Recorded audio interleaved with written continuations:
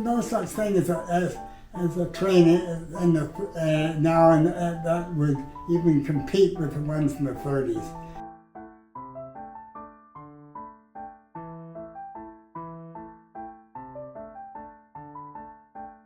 Now my father worked for the railway. Let's start from here.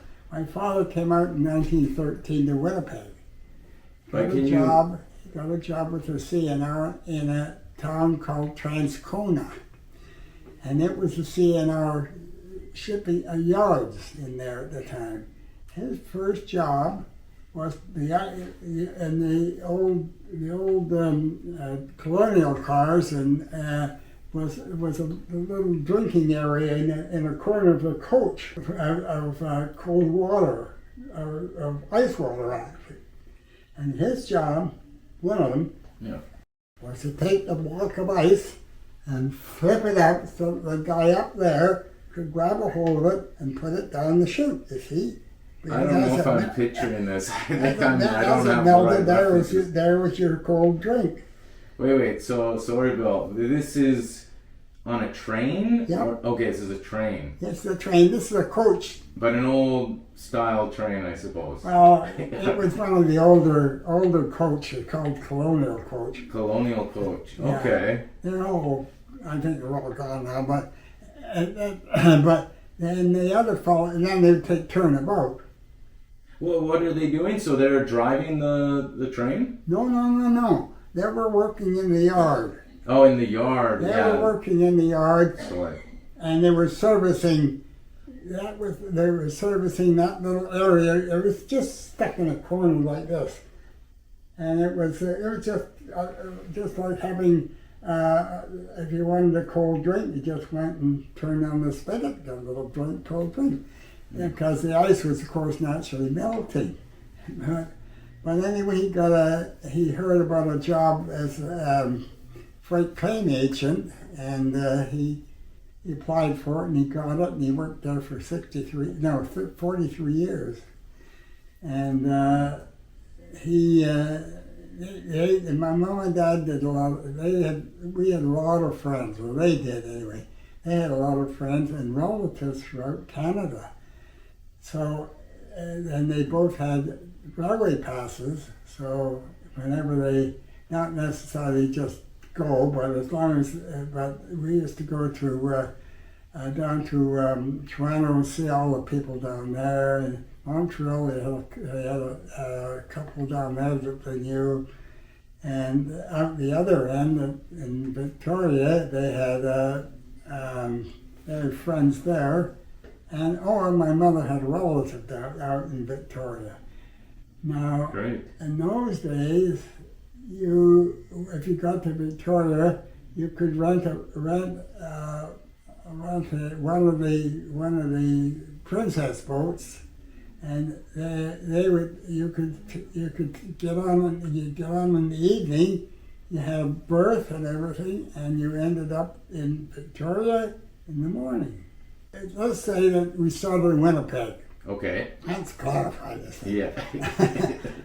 Maybe we decided maybe to go to the coast to see the family out there. So that was all right, away we go. Now, we had a berth, and I was always upstairs because my mom and dad stayed down. I always liked a nice little cozy place that they could sleep. This is in a train? Yeah, on a train. And then you could go. You went to the diner, which was a big time of the day, and everything there was beautifully laid out. Beautifully laid out, and you got and attended just like a 4-star hotel. And how is customer service or people's manners? Oh, you just sat down and they came with the menu, but first of all they come through, like one of the cooks or one of the staff members would come through and say, first call for lunch, second call for lunch, third call for lunch, and they would go all the way through the train. But I like the fourth because pretty well everybody had gone, and I enjoyed that better. But everything was done. They had doilies on the table, You had finger bowls. It was an immaculate. It was big. It was immaculate. I can still remember, and the fellow coming down with this tray like this, holding it, and the old girls just rocking like this, and he'd chug it, and he'd just come right down and hand it, like set it all up on the table for you. Now it was a whole different.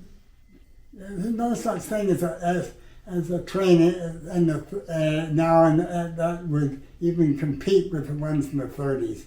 And they brought in, and then they had, I think it was during that time that they got air conditioning in the coach, if I remember correctly. What time? You think around the 30s? That was in the train itself.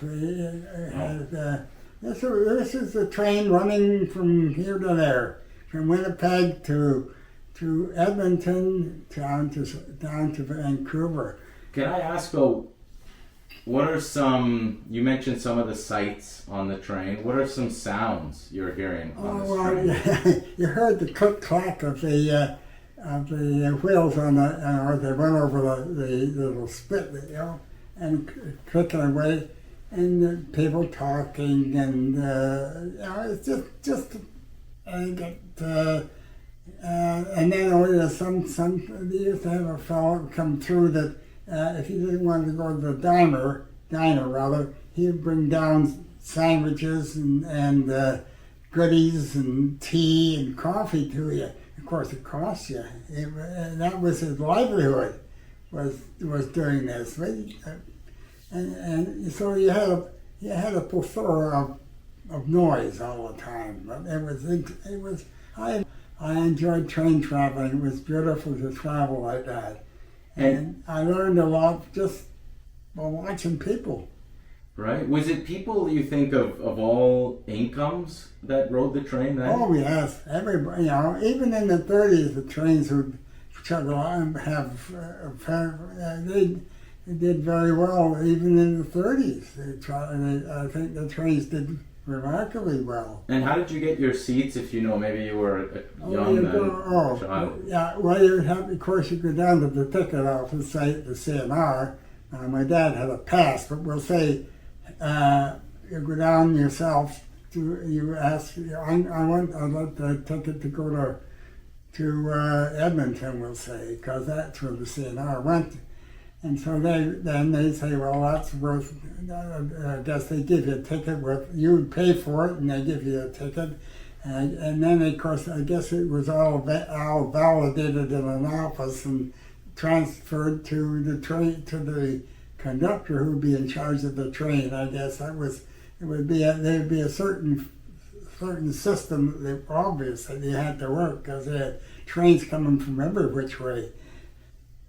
Right, and did the conductor check the ticket as you board? The conductor was in charge of the train, and he would every so often, he would come through and make sure that everybody was validated, and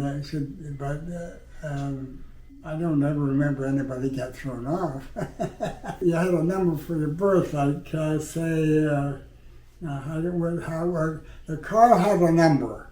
The coach had a number, and so they would say 2, 3, 4, berth 4. So that was now the berth. There was in the night and the daytime. Those were your seats. Right. In the morning, in the evening, the porter would come along. He was in charge. He looked after the cleanliness in the coach itself. Now, the porter would make up the beds, and for all these years, I never understood how you could make a bed. But everything was on the upper of the coach. That was he pulled it down, and that was the upper bed.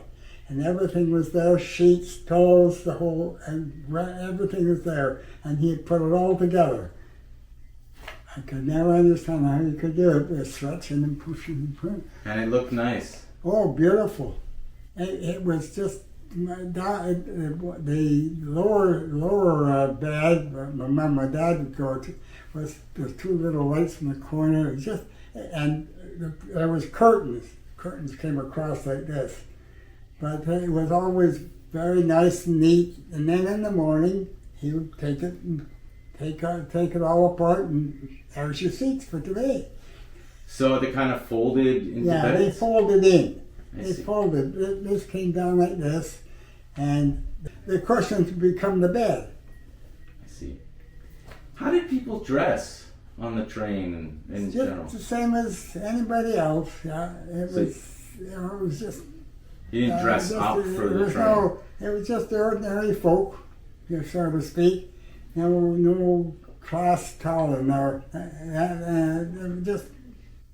You're just traveling. That's all. But I think in general, people dressed a lot nicer then. Well, yeah, well, it's hard to know because I never gave that much attention to it.